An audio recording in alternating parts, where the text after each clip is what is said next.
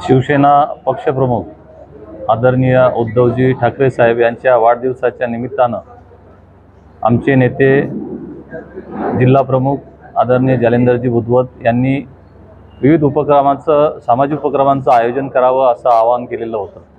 त्या आवाहनाला प्रतिसाद देत आपण या ठिकाणी रक्तदान शिबिराचं आयोजन केलेलं आहे। आदरणीय साहेबांना त्यांच्या वाढदिवसाच्या निरोगी आयुष्याच्या खूप खूप शुभेच्छा देतो।